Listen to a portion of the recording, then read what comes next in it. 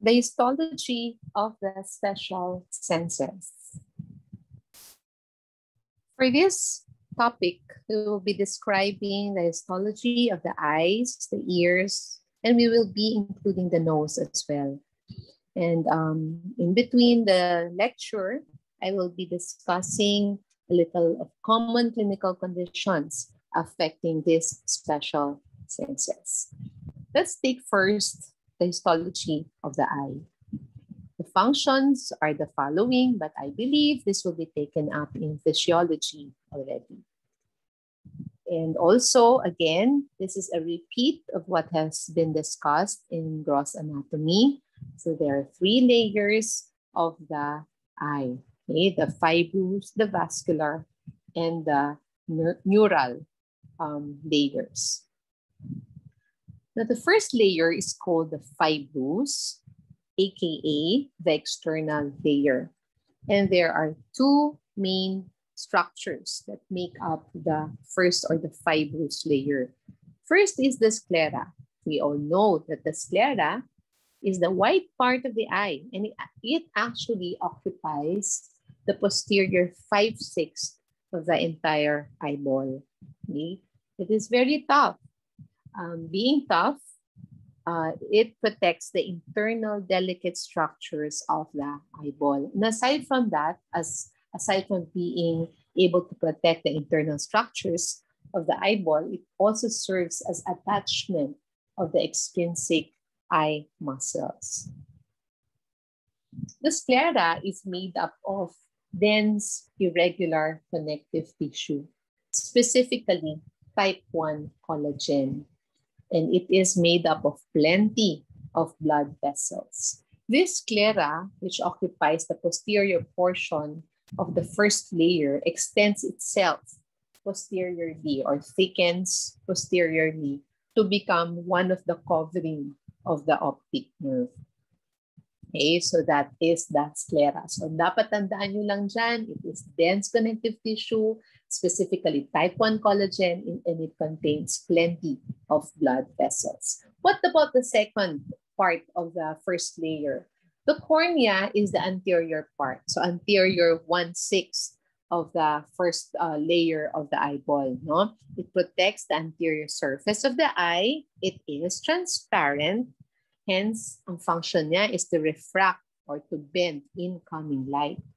But let me just emphasize this. The cornea being transparent, it has a very good function. No? So I always say to my students that the cornea is a perfect example of an epithelial tissue. Okay? Because if you can remember, epithelial tissue, one of its characteristics is it is avascular. It doesn't have its own blood supply. Epithelial tissue, the cornea being an epithelial tissue, is completely avascular.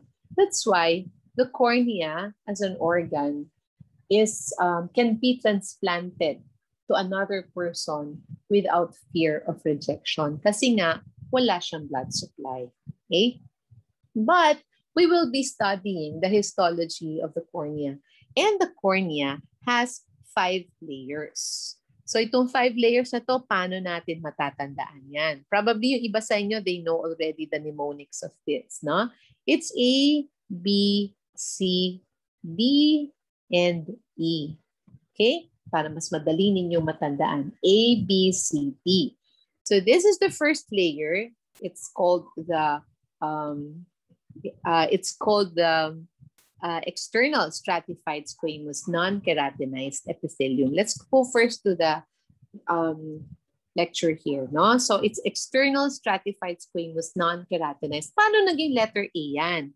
Sa akin, I always put A and it represents the anterior portion of the cornea. External, anterior, pwede na rin yun. So letter A, anterior stratified squamous non-keratinized epithelium. It is actually 5 to 6 layers of 2 types of cells, the basal cells and the flat surface cells. Ang tatandaan nyo sa basal cells, It has a high proliferative capacity for renewal and repair. Remember, epithelial tissue ito. And one of its characteristics, again, ng epithelial tissue, its ability for repair and renewal. So what is responsible for the repair and renewal in the cornea? Actually, these are the basal cells. Another type of cells, the flat surface cells. Being flat, no, flat surface cell siya. Actually, hindi naman lahat sila flat. Makikita nyo stratified squamous. Pero ang tawag sa kanya, flat surface cells. And they contain microvilli. You all know, finals na tayo. Microvilli, it functions for absorption. And this time, the microvilli here in the flat surface cells, they help for tear absorption. And aside from that, these flat surface cells are rich in sensory nerve supply. Kaya kahit anong maliliit na foreign bodies that will accidentally fall into the cornea, we can feel it. There's pain that is being produced, no? Because it is rich in sensory nerve supply. Second layer, letter B. Is it letter B? Yes, it's Bowman's membrane. Okay, so Bowman's membrane is just the basement membrane of the first layer that we've just discussed. Okay, it's very thick. So it's about 8 to 10 microns thick. So Bowman's membrane is the basement membrane of the first layer. What about letter C? Sabi ko kanina, letter C siya. It's thick stroma. Okay, it is actually the substantia propria, and it is composed of 60 layers of what? The letter C, which are the collagen bundles. So pag ginawa niyo siyang letter C, alam yung collagen siya, yun yung third layer. It is made up of collagen bundles, 60 layers of collagen bundles.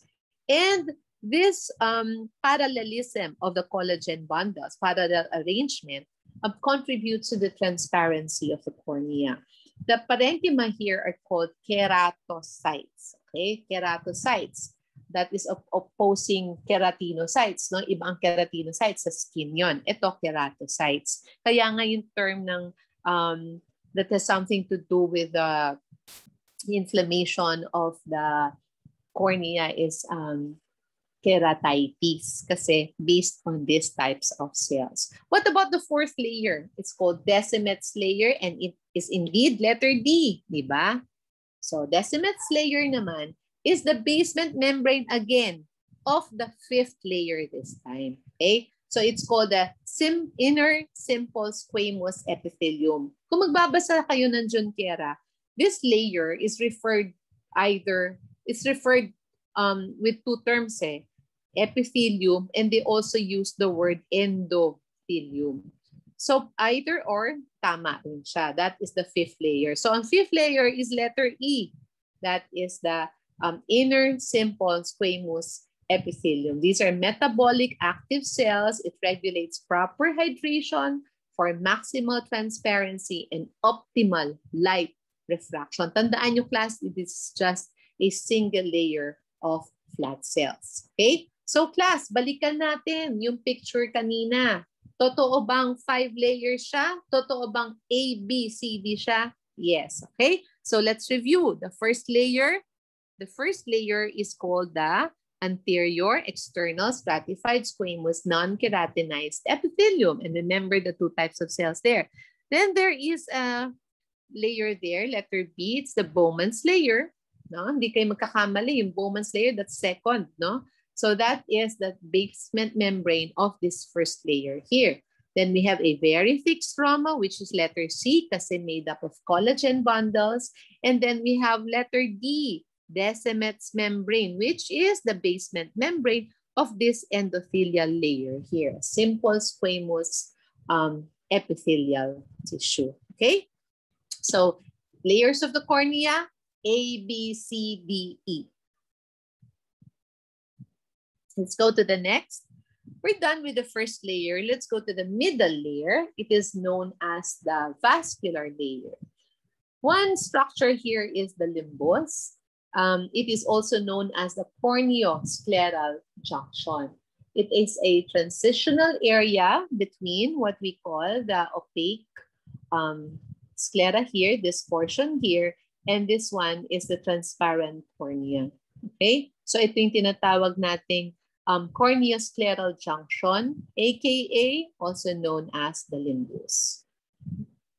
It becomes more stratified as the limbus approaches to become the conjunctiva.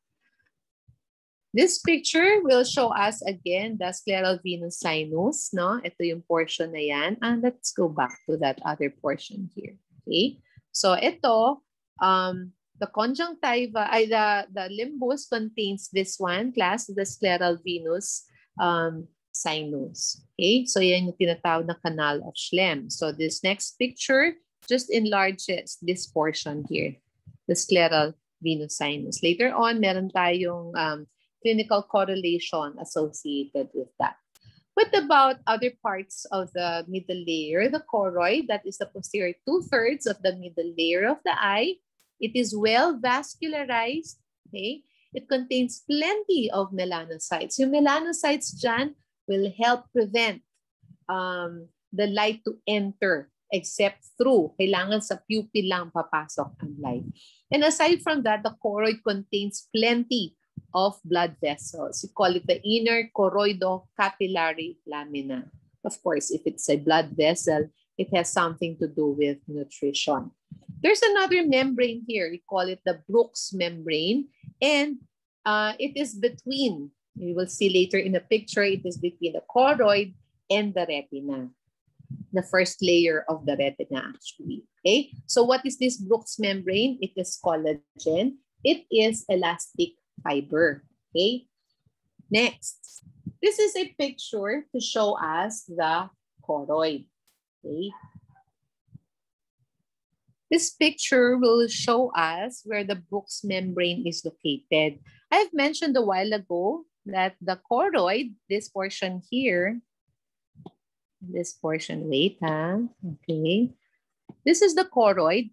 Diba sabi ko kanina, it contains plenty of melanocytes. Aside from that, it also has plenty of capillaries or blood vessels.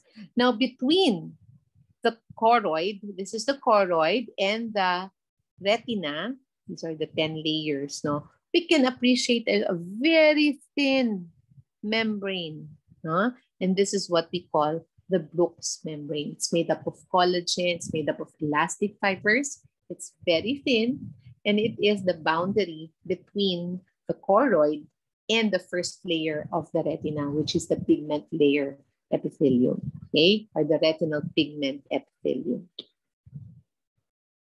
The choroid also has ciliary body, and the ciliary body is composed of 3 parts or 3 structures. We call them the ciliary muscles, the ciliary zonule, and the ciliary processes. Okay, this is actually the anterior expansion of the uvea.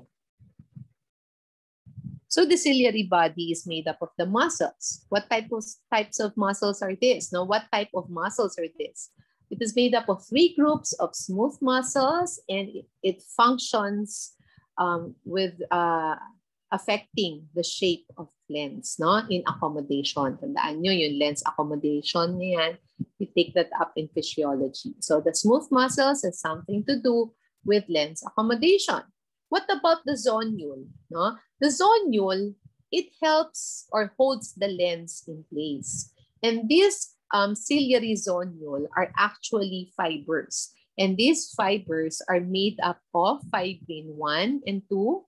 These fibrin 1 and 2 are produced by the non-pigmented epithelial cells that we see in the ciliary processes. Okay? So what about the third part of the ciliary body? We call them the ciliary processes. And the ciliary processes, they are the ones responsible for producing aqueous humor. Now, it is composed of 2 types of cells. And what are these cells? No? These cells are what we call the pigmented and the non-pigmented epithelium. The pigmented cells are these ones. Ayan sila. Ayan, yung mga dark violet na yan. They are the ones responsible for producing the aqueous humor. Whereas the non-pigmented, ito, Sila naman yung nagpo-produce ng fibrillin 1 and 2, yung components that are needed for the production of the ciliary zonule, as I have mentioned a while ago in my slide. Okay? So this one class, aside from because it produces aqueous humor, it has a core of connective tissue and blood vessels. Okay? So that portion, and together with the pigmented layer, no, it helps in the production of the aqueous humor. Oops. Okay. So we have here the aqueous humor. No? What about the aqueous humor? Para saan ba itong aqueous humor niyan? We've already noted a while ago that the aqueous humor is produced by the ciliary processes here. And once produced, it goes into the posterior chamber and out via the pupil goes out into the anterior chamber. So ito class, yan yung anterior chamber. This is the posterior chamber here. Now, the anterior chamber contains aqueous humor, and this aqueous humor helps maintain the optimal microenvironment of this cavity. Now, once the aqueous humor is here, it is being reabsorbed or resorbed by the canal of Schlemm dito. So, canal of Schlemm is also known as the scleral venous sinus. Now, there's a disease entity called glaucoma. Glaucoma, actually, ang dahilan dyan, having increased intraocular pressure is because there is a blockage at the scleral venous sinus. The canal of Schlemm is being blocked siya. So if there is a blockage of the canal of Schlemm, there will be no resorption of the aqueous humor.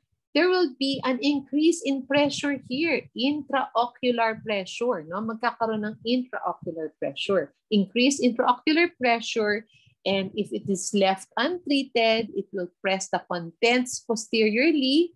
No? That content will be the vitreous body or the vitreous chamber. And then this vitreous body will compress the retina eventually. Yun, nagkakaroon tuloy ng blindness. Okay? If this is left untreated. But if the glaucoma could be treated, no, mapiprevent yung blindness. One of the, some of the signs and symptoms of glaucoma will be red eye, ear pain, no, headaches because of the increased intraocular pressure. So CLASAL, one of the differential diagnoses that you can make probably in the future will be if there is red eye and the patient is old, kasi very common in the age dito. Pag nakita nyo may red eye, wag kagad sore eyes ang iisipin nyo. Think of glaucoma also as a differential diagnosis. Okay. Now, the iris is the most anterior portion of the middle layer. It covers a portion of or a part of the lens, leaving a hole there, no? The pupil. It's a central round area that is created, no, by the partial covering of the iris. Now, this iris, the anterior portion, that part of the iris is exposed to aqueous humor. And the iris is made up of plenty of fibroblasts and melanocytes. Now, this is the picture of the iris to show us that this portion here is the anterior chamber and this is the posterior chamber. And what else are the important structures that we find in the iris? There are two smooth muscles here, the dilator pupillae muscle here, and then we also have the sphincter pupillae muscle. So both of them has something to do with dilatation and contraction of the pupils. Okay? Yung pagpasok at if there is light, if there is no light, no? So yung dilator pupillae and the sphincter pupillae muscles will either enlarge or dilate or constrict the pupils. Now the melanocytes, no, aside from providing the color of the eye, it protects the eye too, no, from too much light entering. The lens, no, as I have mentioned kanina, yung lens, no, it is a transparent biconvex elastic tissue. It is lined with simple cuboidal cells. But the capsule of the lens is made up of, do not forget, Type 4 collagen. Okay. Para saan nga ba yung lens capsule naman, it is that structure that provides attachment for the ciliary zonule. Now the lens, no, as you can see here, that is the capsule, nakakatulong siya dyan, naka-attach yung mga ciliary zonule. And there is also this lining epithelium, as I've mentioned kanina, it's still simple cuboidal epithelium. But there are what we call the lens fibers. The lens fibers will either be differentiating lens fibers. As you can see here, it's still differentiating. There is still the presence of the nuclei there. But once this differentiating cell lens become mature, they become enucleated already. Okay? So this packing of the mature lens fibers adds to the transparent structure of the lens. Again, cataract is mentioned. No? Cataract formation, this is the acquired cataract formation. The lens becomes opaque or cloudy. Very common in the aged. But then young people may also have cataract formation, early cataract formation. This is usually secondary to high-dose steroid treatment. No? Steroids are used to immunosuppress. No? So patients that have cancer, patients who have asthma that are being controlled, binibigyan niya ng mga high steroid treatments. And one of the side effects of too much steroids, high steroid treatment, and chronically being given is cataract formation, early cataract formation. So yan, one of the tests that you can do, use your ophthalmoscope, and if the red-orange reflex is absent, meron na kayong diagnosis, cataract. Okay? Now, this is the vitreous body. It is found at the posterior portion of the posterior chamber. So, ito yung sinasabi ko sa inyo, pag tumaas yung pressure sa anterior chamber because of blockage in the canal of Schlemm, there will be pressing of the contents, especially here, there will be pressing of the retina here. That can cause blindness, okay? So this is vitreous body. It is 99% water, no? So ito yung loob. This is the chamber, and inside is what we call the vitreous humor. What about the retina? I only have one slide for the retina. And I'd like you to remember these 10 layers. Actually, ma-remember nyo itong 10 layers na to if you know what is being talked about here. The first layer is the pigmented epithelial cells. No? This is, as I've mentioned, it's just a single layer and it rests on the Bruch's membrane. So meron na kayong alam na layer, the pigment epithelial cells layer. What about the other layers? Please take note that this first 3 layers here, ito, yun siya, no? The first 3, 2, 3, and 4, no? The second, the third, and the fourth layer, it has something to do with the rods and bones. The first layer, that is, it contains the photoreceptors. The outer limiting layer, bago nyo maintindihan yan, so yan, photoreceptors yung nasa layer of rods and bones. What about these terms here? Nuclear, and also the ganglionic layer. All of these layers will contain the cell bodies, and cell bodies. Cell bodies of what? Rods and cones. Cell bodies of bipolar neurons. Cell bodies of ganglion cells. Okay? Para maintindihan nyo yung mga terms dyan, para mas matandaan ninyo. And most of the time, class, tinatanong ko naman dito eh. Okay? So, what about the plexiform? Pag sinabi naman plexiform, it has something to do with the fibers and synapses. Fibers and synapses, no? Ng ano? Ito, fibers and synapses of bipolar neurons. Ito naman, fibers and synapses of what? Of the ganglion. Okay? Yan lang siya para maintindihan ninyo. What about the outer limiting? Itong outer limiting junctional complexes siya. Okay? So class, para mas matandaan ninyo. Okay? Before nga, binibigay namin sa practicals, what are the contents of this, ganyan, ganyan. Well, anyway,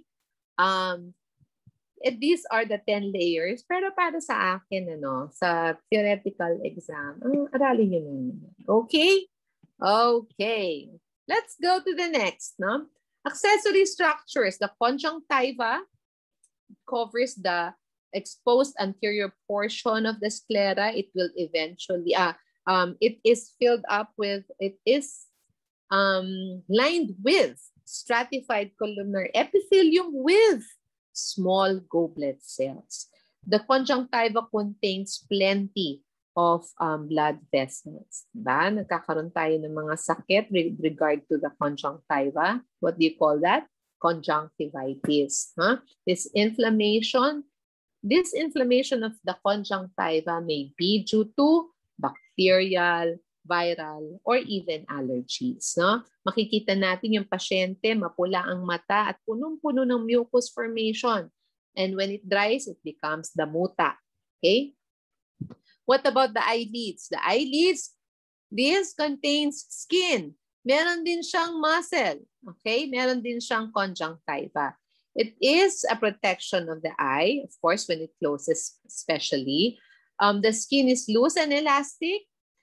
It lacks fat. Kaya kung meron kang taba dyan sa eyelid, sobrang taba mo na. But then, because it is skin, it contains sebaceous glands. It has modified apocrine glands. No? Kaya nagkakaroon tayo ng mga colitis dyan because it contains these also. And then, important to know here is the muscles that you see in the eyelids. And what are these? The levator palpebra and the orbicularis oculi, not oris, ha? Okay. Lacrimal gland, these are large acini. These are acini with large serous cells. I'm sorry, no? So ito, class, tandaan nyo, serous yan. Tignan mo yung tears natin, hindi naman malapot yan. Okay? And it contains these myoepithelial cells that surround each acinar glands. Okay? So that is lacrimal gland. Okay. We're done with the eyes. Let's go to the ears. No? So we know that the ears is composed of 3 parts, the external, the middle, and the inner ear. The auricle is that elastic portion that you can see, no, on each side of the face. The auricle, also known as the pinna, it is made up of elastic cartilage. Remember, class, there are 3 types of cartilage: hyaline, elastic, and fibrocartilage or fibrous cartilage. So the external ear or the auricle is made up of elastic cartilage. And this elastic cartilage has a tightly adherent skin to it. Now the tube, no, the external acoustic meatus, is also skin. It is made up of stratified squamous, keratinized epithelium. Being covered with skin, it contains hair follicles, sebaceous glands, and ceruminous glands as well. And the external acoustic meatus ends at the tympanic membrane. Kaya ang clinical significance nitong the auricle or the pinna or in the external acoustic meatus, once there is a pimple-like structure there, also known as folliculitis, is present in the ear. No? It is very painful. Kasi nga, because of the tight adherence of the cartilage to the skin, there is lesser room for expansion of an inflammatory process. Okay? So pagka meron diyang butlig class, masakit na masakit yan. So the middle ear, let's go to the middle ear. It may be lined with simple squamous or simple cuboidal epithelium. Now, we all know already the parts of the middle ear. There are bones. There are muscles there, the stapedius and the tensor tympani muscles. And of course, the eustachian tube is part of the middle ear. It opens to the nasopharynx. Okay? So, balik pa rin naman yung question. Yung iba naman, makapoint sa nasopharynx. Where specifically is this tube located in the ear? It is in the middle ear. The internal ear, okay? As you can see from this picture, so yung pink portions dyan, that is the membranous labyrinth. And this lighter pink color here is the bony labyrinth. So I have a tabulation here to show the difference between the bony and the membranous labyrinth. Now, The bony contains perilymph. The membranous contains endolymph. And these are the structures under each, no? Okay. Perilymph, no, that fluid, which is likened to CSF and ECF. Okay, yung composition niya kapareho daw na CSF and extracellular fluid. Okay, this is produced from the microvasculature of the periosteum. What about the endolymph? The endolymph naman is likened to intracellular fluid. It fills up the membranous labyrinth, and this is produced by the stria vascularis. Now, the utricle and the saccule, please note lang, class, no? There are two types of cells. Yun ang alamin natin dito. Okay? Na two types of cells are the sensory hair cells, which of course contains hairs in itself and is connected to sensory nerves that will be connected to the eighth cranial nerve. There are also supporting cells, okay, that are found in the epithelium of this structure. So class, ito sa picture na to, we can see the hair cells here, no? Hair cells, yan, yung mga hair cells. They have hair there, okay? And they are connected, these hair cells have sensory nerves that are connected to the eighth cranial nerve. Siyempre, yung mga supporting cells, hindi yan connected to the eighth cranial nerve. Okay? So those are the utricle and the saccule. What about the, excuse me, the semicircular canals? Excuse me. It has hair cells as well. Okay? Ito yung siya. Those are the hair cells. Okay? And these hair cells are connected to sensory nerves and eventually be connected to the eighth cranial nerve. So class, yung physiology niya, yung mga movement, ng mga gel-like structures there on top of these hair cells, ano, sa physiology yan, iti-take up, of course. And of course, we all know that the semicircular canals contribute to the sense of balance and equilibrium. Now, the cochlea, take up nyo na ito sa gross, ano? Anyway, the cochlea, ito yung importante sa atin sa micro. The cochlear duct actually is this portion here, yung middle portion. And we also know this as the scala media. Scala media. So scala media is synonymous with the cochlear duct. The cochlear duct, so ito yung class. So we have your scala vestibuli, scala media, also known as cochlear duct, and scala tympani. Both scala vestibuli and scala tympani, they contain perilymph. And scala media contains endolymph. What are the membranes that divide these chambers? Huh? So we have here the vestibular membrane that divides scala vestibuli from the scala media. We also have here the basilar membrane that divides the scala media from the scala tympani. There is a third membrane, this one. That is the tectorial membrane. And the tectorial membrane has something to do with hearing dito sa portion na to. Remember class 2 that the basilar membrane, it houses or supports the organ of Corti here. Okay? So ito class yung yung tectorial this one. The tectorial membrane here, no? This is a gel-like structure na nakapatong siya dyan sa outer hair cells. Okay? So class, andito yung spiral organ of Corti. So this is our the organ for hearing. This class, the cells here are attached to the spiral or the ganglion, the spiral ganglion here. Ito yung SG. And eventually, class, the spiral ganglion, they are attached to the eighth cranial nerve. An enlarged organ of Corti here to show us the different types of cells, no? Yung mga hair cells. The hair cells are either outer hair or the inner hair. So yung mga hair nila dyan, no? Once this tectorial membrane moves, no? Nasa physio, tuturo yan sa inyo, no? Pero dito, class, as you can see, the hair cells, no? They are connected here, papunta sa spiral ganglion, and this spiral ganglion is eventually at the most distal is connected to the 8th cranial nerve. Okay? So class, ito yung basilar membrane. Diyan nakalagay yung organ of Corti. What are some disease entities associated with the Meniere hearing, no? Meniere syndrome. So syndrome, tatlong signs and symptoms, hearing loss, nabibingi ka, vertigo, umikot ang mundo, o kaya ikaw ang umiikot sa mundo.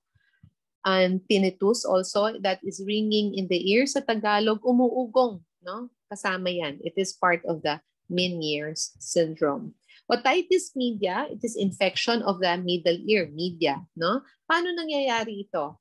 It is very common in nursing children, specifically those children that are being bottle fed na naka-lie flat on bed. There are times na na-choke yung child, ano? Pag na-choke yan, there's a tendency na the milk can go and pass through the eustachian tube and go into the middle chamber or in the middle ear.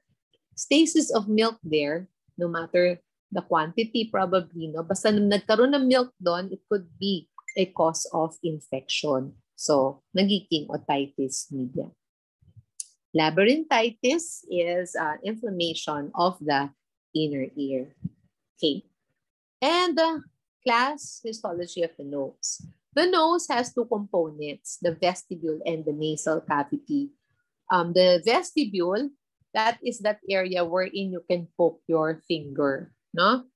Anak, yung mga class yung yung index finger, pinky finger, wag naman yung thumb ang ilagay nyo dyan sa nasal vestibule nyo, no? Wag din big toe. Basta, yung vestibule, nasal vestibule, is that area wherein you can poke your finger. And it is lined with skin. As I always emphasize, pag skin, ang lining epithelium, meron yung hair, meron yung sweat glands, meron yung sebaceous glands. Okay? So it is possible for you to have that folliculitis or in papule or pustule, yung papule na minana dyan, because it has skin, it has hair. So with hair, merong follicle yan. Pwede magkaroon ng folliculitis. The nasal cavity, that area separated by the nasal septum. Okay. The epithelium of the nasal cavities, it's a dalawa siya.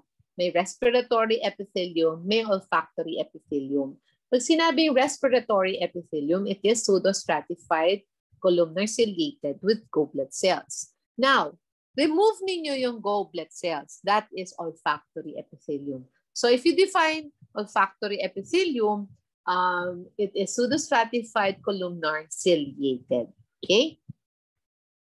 Now, in the nasal cavity, the lamina propria contains plenty of blood vessels. So there are plenty of loops of capillaries. And these capillaries, once they dilate, they release heat to warm the air, condition the air that enters in the respiratory tract.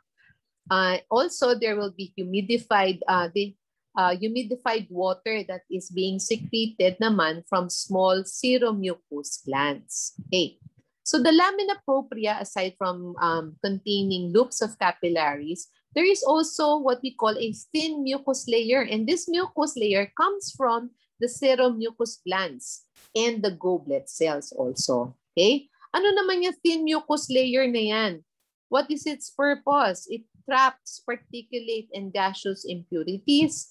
And aside from that, because our nasal cavities are exposed to the environment, every time we inhale, and there are immunoglobulins, specifically secretory immunoglobulins, IgA, and also there are plasma cells in the lamina propria. So very protected na pala ang ating mga nasal cavities. Now, what are the components of the olfactory epithelium?